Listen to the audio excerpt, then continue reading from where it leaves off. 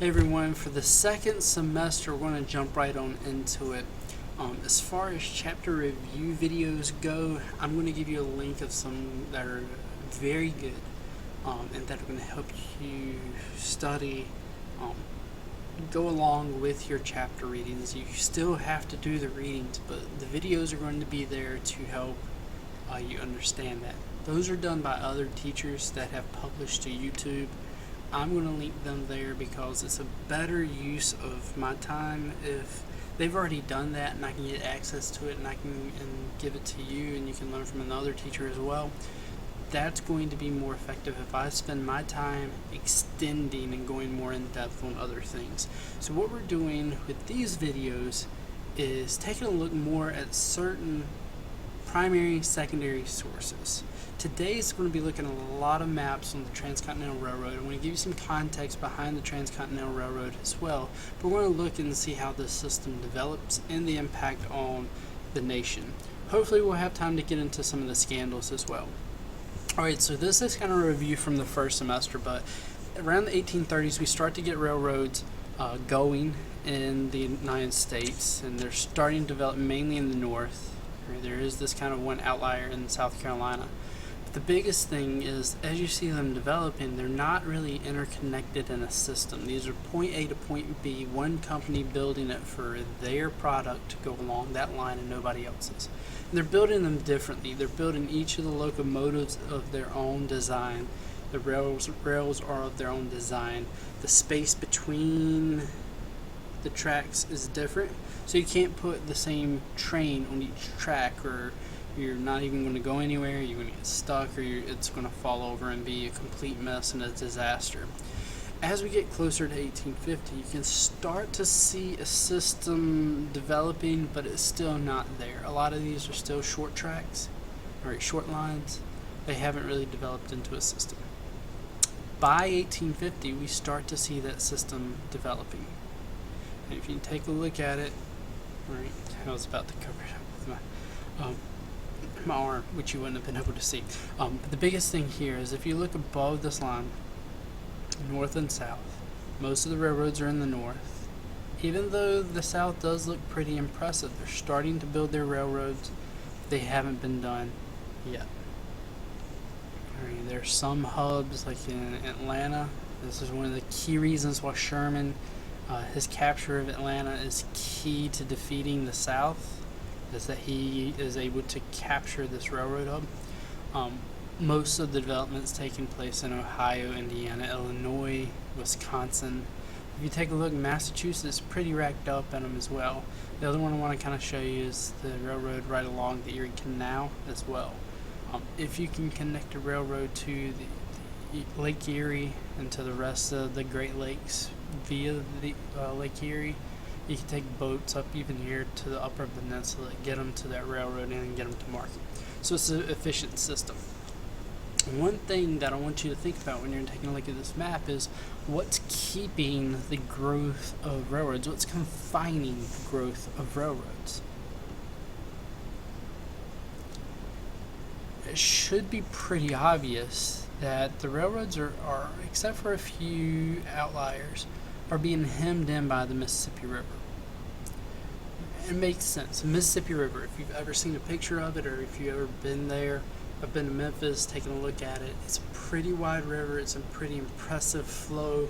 75% of the water that falls on the United States flows past that point in the Mississippi River. So it's got a huge current. Right? So the bridge, if you're building a railroad bridge, you're not just building a footbridge, right, to get past the Mississippi River, but you're building a railroad bridge. So it's got to be very, very solid, very strong, built out of very good material. It has to support not only the cross forces with the river itself, with the current, but it also has to hold up a railroad track, plus a railroad train, all of its cars, few hundreds, you're talking about an immense amount of weight, plus the freight on the railroad. So that is a significant engineering task to get railroad bridges built over the Mississippi River. But we are going to get that accomplished. but it's going to take us some time. So if you take a look, our railroad development is hemmed in by the Mississippi River. Once we get past that, it's really, now we have another task, a point up here for us. The point here is where we want to go with this railroad. Well, we're not going to be able to build all these railroads at once, but we need one, at least one, to connect Missouri and California. California is the most populous state in the West now. Right? It's very, very rich in natural resources, and the ones that we need to industrialize. There's got gold, there's iron, there's copper, there's silver, there's gold. We need to get there. We need to get that stuff out of California efficiently. If we don't, maybe another country is looking at California and can seize it, or California decides to break off. Now these are kind of fantastical ideas, but they are possibilities. We need to physically tie California to the rest of the nation. Right? There needs to be and the thing here is that for somebody going from Missouri to California, it could take them 2 weeks to go that distance, where it only took them about 2 or 3 days to go from Philadelphia to Missouri. Right? We need to shorten that time period. We need to make sure that California can trade with the rest of the United States efficiently and easily. But this is not an easy task. This is going to be a huge engineering feat. And also in 1860, there is significant Southern resistance to this. Again, internal improvements.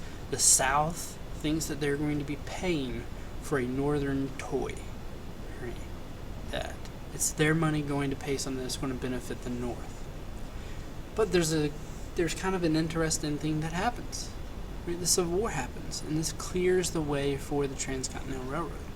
Right? When the South secedes, all their senators, all their representatives leave as well. So Northern Republicans, very business-minded individuals, their road is clear. They can put into Congress what they want and get out of it what they want. And what they want is a railroad to connect California to the rest of the country. So 1862, Congress is going to pass a set of laws that's going to allow private companies to build the railroad for the government, right, with government money and incentives. One thing the country lacks, especially since it's in the wartime, is money and manpower. So they've got to get inventive of how they're going to pay this private company to build a railroad from California to Missouri. What they do have a lot of, and it's pretty evident from this map, they have a ton of land. Remember, Britain is selling this territory to the U.S. government. France is selling this territory to the U.S. government. Mexico, same thing here. This is government land now that they get to sell off when they want to, or give away when they want to. This is a prime opportunity where they can use this land to meet a need that they can get accomplished. So what they're going to do is they're going to go to these companies and say, well, here's what we can't do. We can't pay you a profit to build these railroads. We can't do it. All right? We don't have the money, but here's what we can do. We can provide you with the money to buy the materials. And after, what we're going to do is once you get this thing constructed, we're going to give you 20 miles of land on each side of the track. We're going to alternate plots. We're going to keep a plot. You keep a 1 square mile plot.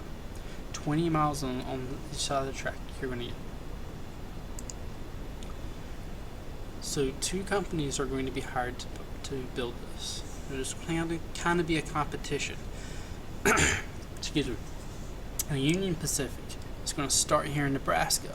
The Central Pacific is going to start in California. They're going to build in towards each other. Now, for each mile of track they lay, they get that land on either side. So they're competing with each company to try to get the most. Central Pacific's behind the 8 ball because they have to go through the mountains. The Union Pacific does not. Right. The big thing with Union Pacific is they're going to be using Paddy and Freeman labor.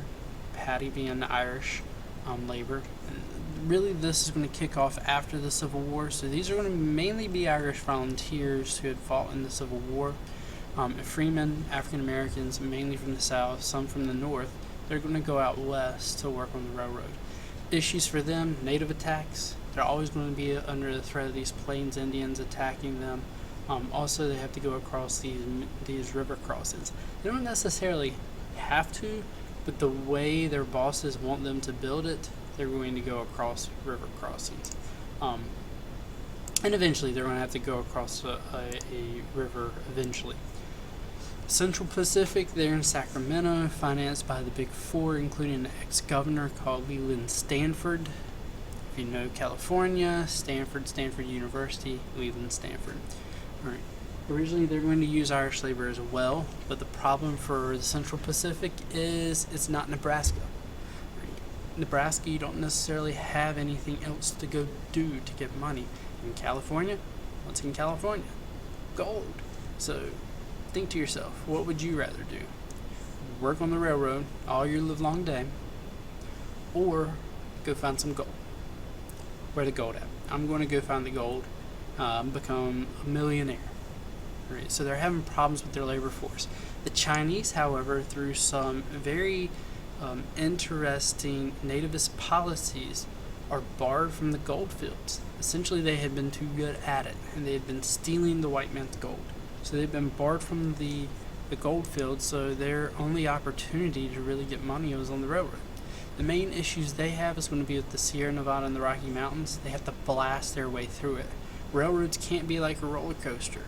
Right? They have to be on an even level. So you either got to snake your way around the mountain, go over top of the mountain and bridge the gaps, right, with a trestle, or you have to tunnel through. All three of those are much more dangerous than what the Union Pacific is having to face. But they will connect 6 years later, 1869, in Promontory Point, Utah. Ahead of schedule. Right, ahead of schedule. Not many engineering projects do that, but ahead of schedule and actually technically under budget as well. And this is kind of our Great Wall of China. This hasn't been done before. To build a railroad on this scale has never been completed, not even thought about yet. And we've been able to do it 6 years. And most of that is right after the Civil War, so it's even grander, or even quicker. Right. And this is what we're talking about with the land grants. The railroad is going to be built in the center, and each of these little checkerboards is where they're getting their land. Now, why would a railroad company want land? Right? They're not going to be farming, but it's in what happens to the value of the land once the railroad is through there. What's going to happen to it? The value of that land is going to skyrocket. If you're moving to the west, where are you going to want to be? I'm going to want to be close to the railroad, and here's why. If I'm a farmer, it's much easier to get my crops to market. Building right next to the railroad, close to a town, I can take it to the railroad, and the railroad ships it to where I need it to go. If I'm a cattle herder, a rancher, same thing. Oh yeah, and I don't like dying, so if there's a native attack coming, and I hear that there's a native attack coming, I can go to that town right on the railroad line, telegraph, say we've got problems, we need the military sent now. The military comes on the railroad, swoops in before the natives can attack me. And that is why these railroad companies are going to be paid in land. It's going to be very valuable. Also, if you think of any town that is going to be developing in the West, where are they going to be developing? They have to develop on the railroad. There is no port. There is no massive river. They've got to develop on the railroad because that's their means of transportation. So there's going to be a lot of people taking advantage of that, building a town, but originally it was the railroad's land. So the railroad's going to get a lot of that money as well. Alright, so I hope you understand the development of the Transcontinental Railroad much better through taking a look at these maps with me. And more are going to follow.